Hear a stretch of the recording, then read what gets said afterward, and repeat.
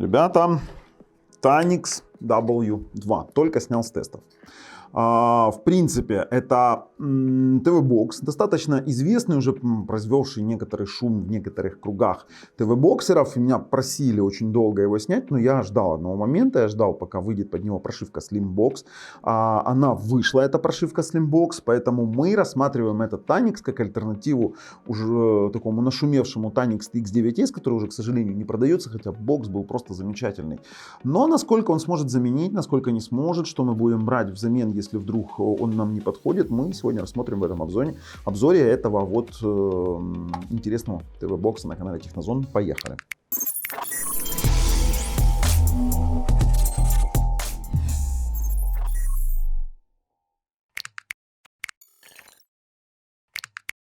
Мы с вами на Алиэкспрессе. Стоит этот ТВ-бокс 27,64. То есть, ну да, за 2 на 16, 27 баксов в текущих реалиях это достаточно такая небольшая сумма. И за $27 мы с вами получаем, ну смотрите, вот, iMlogic S905W 4-ядерный процессор Cortex A35, Mali G31 MP2 ускоритель, видеоускоритель, Android 11, 2 гигабайта на 16 хранилища, поддержку AV1 кодека и, к сожалению, 100 мегабитный LAN. Дело в том, что я очень удивлюсь в обзоре. Почему? Потому что я думал, что здесь 1000 мегабитный LAN. И снимал я обзор ранее, чем вот этот вот, скажем так, по эту предысторию. Но было бы здесь 1000 мегабитный LAN, то вообще был бы бестселлер. Объясню почему. Потому что для организации нормального сервера, для раздач 1000 мегабит LAN просто необходимо. Это раз. Во-вторых, 100 мегабит, да, он будет работать с раздачами. И здесь LAN это самое важное звено. Почему? Потому что 5 ГГц здесь слабоват. Хотя он у меня выдал в тесте 130, он выдавал и 60, и 130, и 40 плавающий. То есть я считаю, что здесь Wi-Fi очень слабый. Очень слабый. И 2.4, ну 2.4 такой середняк, но 5 ГГц это, ну, совсем не то, что даже ниже среднего, такой, ближе к плохому.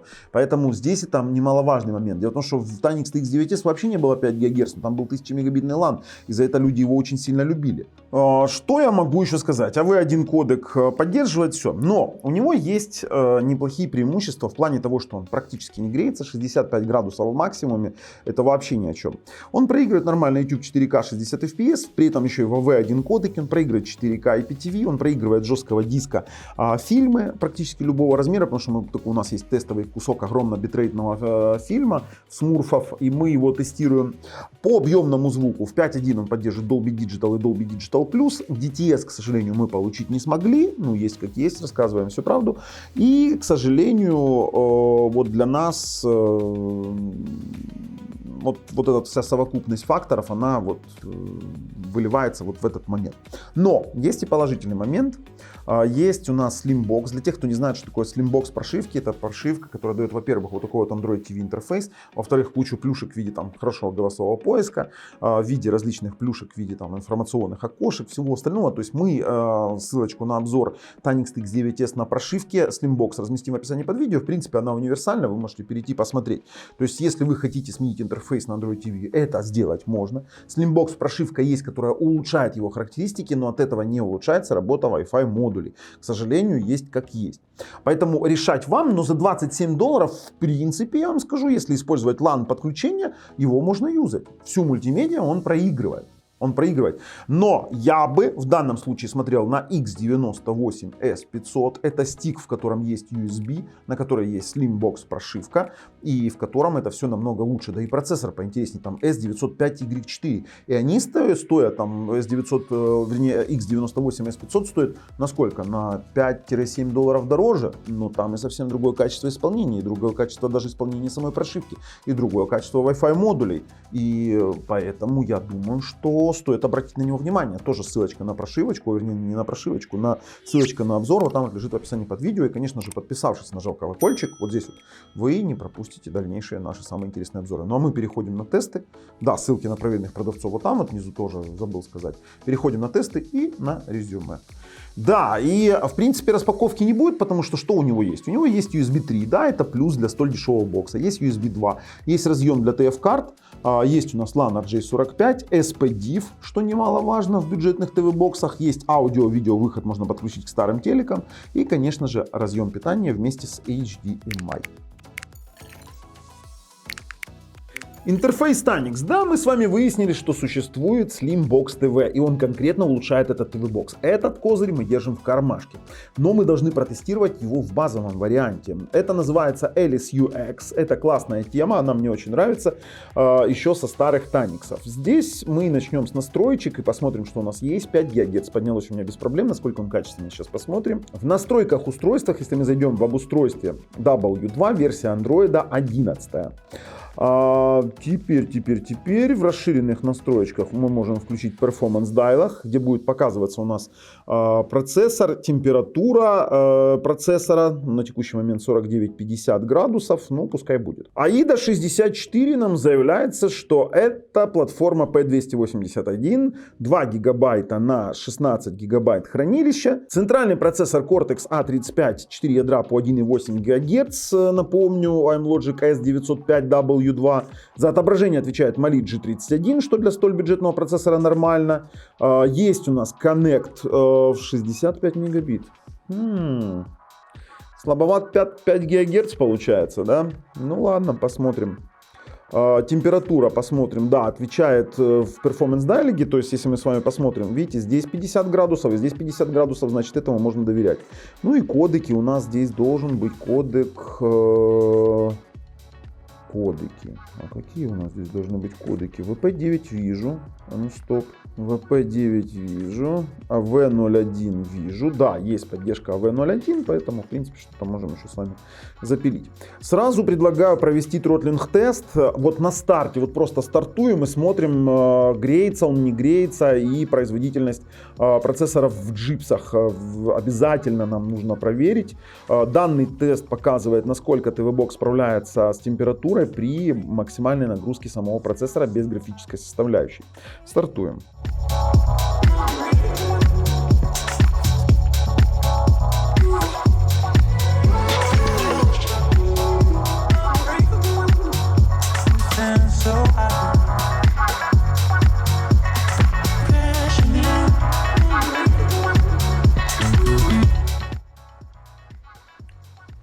Итак, тест заканчивается. И что самое интересное, 64 градуса при 100% загрузке процесса, это очень хороший показатель. То есть он не греется, мы это понимаем. Tanix вообще умеют работать с охлаждением. Вот с Wi-Fi у меня как бы сейчас будет, наверное, вопрос. И то, что они сюда влепили USB 3.0, это тоже отличный момент.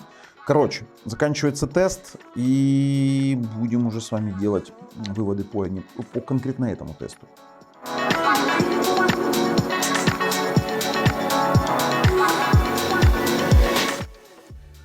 Так, 15 минут наших прошло, и опускаемся, видим, что 33095 GIPS, ну да, это слабенький процессор. Это процессор S905W2, на котором играть вообще не стоит. Максимальная температура 64 градуса, идеально пройденный тест.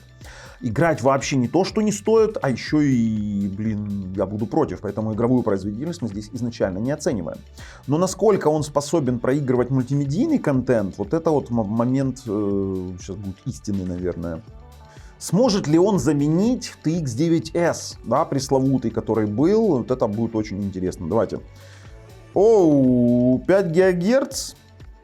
Ну, 140 мегабит. Не скажу, что это топ. Не скажу, что это топ. Я думаю, что при большем отдалении от роутера это будет даже меньше. Я думаю, что будет до 124. Просто мы используем такие мега-роутеры, да, там, которые у нас есть. Это Asus AX82U, который я на текущий момент использую в студии, и Xiaomi X6000. Я не скажу, что это хороший результат для 5 ГГц. Но мы вспомним, что в Tanix TX9S вообще 5 ГГц не было. Давайте 2.4. Я думаю, что здесь 2.4. Меня интересует LAN. Если нам LAN не подкачает, то вообще будет отлично. Стартуем 2.4 ГГц. Ну, такой среднячковый результат. Да, среднячок. 30-40 мегабит. То есть это такой средняк. То есть выше 50-60 это уже хороший. Сейчас, слушайте, что он к 50 подбирается. То есть 2.4 здесь рискует оказаться немного лучше, чем 5 ГГц. Ну, в принципе, неплохо. Я беру, пока дотестирует LAN кабель. И вот если сейчас здесь окажется, что здесь LAN 1000 мегабит, это вообще будет классная замена Tanix TX9S. Серьезно вам говорю. Втыкаем LAN кабель. Стартуем LAN RJ45. Ну нет, ну сотка. Эх, не дотянул он до Tanix TX9S. Tanix TX2, блин, жалко.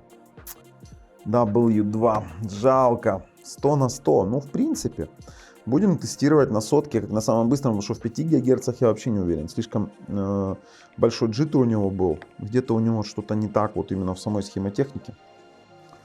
Ну да ладно, посмотрим. Охлаждение нормальное, да и слава богу. В принципе, можно приступать к оценке мультимедиички. Начнем с YouTube.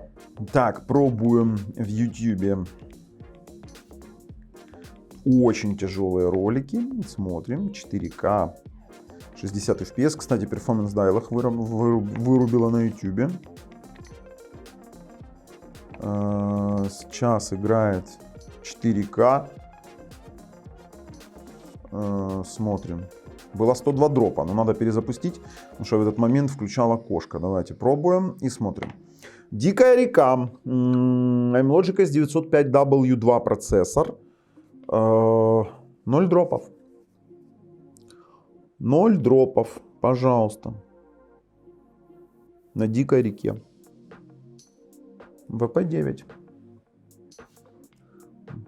Давайте пробовать Японию 8К. Пробуем сразу голосовой поиск. Япония 8К.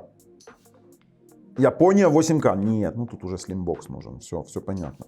То есть, когда на Slimbox поставите, там уже голос будет однозначно. Ну, мы вам обзор уже по Slimу давали. Смотрим Япония 8К на V1. Ну, Япония 8К это ролик называется. 0 дропов. Отрабатывает 4К 60 FPS в AV01. По YouTube у нас вопросов нет вообще никаких. Подключаю жесткий диск, потому что мы должны с вами оценить возможность проигрывания мультимедиа жесткого диска и, конечно же, протестировать звучок, как он там себя поведет. Для этого будем использовать коди. Так, Dolby Digital Plus пробуем. Давай, порадуй нас. Будет чего-нибудь или не будет? Dolby Digital Plus есть. Это уже хорошо. Приятный сюрприз. Так, DTS 5.1 ядро. Смотрим. А DTS не заработал. Ладно. DTS еще одно ядро, другой файлик. Ну, тоже не заработал. Ну, DTS Long Lossless. У нас получается есть только Dolby Digital Plus. Ну, Dolby Digital и Dolby Digital Plus. Плохо. Оно даже в черный экран, он их даже не декодирует нормально. Оно Dolby True HD в Dolby Digital засунет. Да, Dolby True HD в Dolby Digital просовывает. Пробуем большие высокобитрейтный фильм. У меня есть тестовый файлик, вырезка из фильма. Очень высокобитрейтная. Да, высокобитрейтные фильмы прошли. То есть вы можете смотреть с жесткого диска. Здесь все, что хотите, абсолютно. Абсолютно. То есть ограничений по просмотру через USB с внешнего носителя у нас нет. Но мы понимаем, что у нас есть только Dolby Digital и Dolby Digital Plus. Даже хочется попробовать 4К IPTV помучить. Давайте попробуем. Ха-ха-ха, работает. Работает 4К IPTV. Слушайте, ну в принципе, я вам скажу, бокс-то неплох за его деньги, но я думаю, что все-таки Wi-Fi, конечно, подкачал. И альтернативой TX9S он не стал, потому что 100 мегабитный LAN всего лишь. Но при этом за вот эти вот деньги, за эти гроши, если вам нужен чистый Android или под Slimbox какую-то прошивку, то в принципе может быть даже очень неплохой вариант. Ну, такой себе. Конечно, я бы лучше раскошелился что-нибудь на TOX 3 Lite или на TOX 3 и не морочил бы себе голову. Или вообще X98 S500 на прошивке Slimbox. Шикарный. Ну, пробуем тогда еще и раздачи какие-нибудь большие. Если потянет, то, в принципе, будет работать. Но я вам скажу, я не сторонник вот такого, там, сэкономить чего-то, докупить к нему пульт, шить. Ну, нет, не хочу я такого. Сейчас посмотрим. Раздача. Ну, здесь большая есть, но качают, не раздают мало. О, 55. 55 гигов раздачи. Все, конечно, мылится. Ребят, очень сильно нас сейчас преследуют за ютуберов за нарушение авторских прав. Вернее, они правообладатели начинают очень большие претензии предъявлять. Ну, такое. Короче, загрузка пошла. Ждем. Ждем. Есть тут у нас нормально раздающих. Сейчас посмотрим, что получится. Так, запустилась. Ладно, смотрим, подождем чуть-чуть. Пускай проигрывается, а мы потом вернемся. А вообще не греется ТВ-бокс. 65 градусов в максимуме. Я думаю, что в этом есть какой-то смысл в этом ТВ-боксе. Проигрывается, проигрывается. Надо перематывать. Посмотрим куда-нибудь туда подальше. И... А ну давай, порадуй. Проигрываем через LAN, потому что Wi-Fi модули, ну, само собой, слабоваты. Перемотала при наличии нормального количества раздающих. Смотрите, еще и нормально у нас через LAN это все дело работает. А ну давай. Перемотала и пойдет проигрывать. Пошло проигрывать. Да мне по раздачам как бы вопросов нет. Вот реально нету. Хорошо, выходим, резюмируем. Есть как есть, показали всю правду. В качестве выводов скажу, ребят, X98 S500 я советую больше, чем это. Этот ТВ-бокс, он работает в плане, он работает на свою цену, ровно на $27, ни более, ни менее. К сожалению, Wi-Fi модули, ну, блин, печаль. Я считаю, что здесь Wi-Fi модуль не самый топ. TX9S он, к сожалению, не заменил. Но преимущество его не греется и проигрывает все форматы. И при этом имеет какой-никакой 5.1 объемный звук в виде Dolby Digital. В принципе, за $27 это допустимо и нормально. И можете даже рассматривать их покупки. Но если вам нравится то, что мы делаем, ставим пальцы вверх. Если нет, пальцы вниз. С вами был Bubble на канале Технозон. Пока.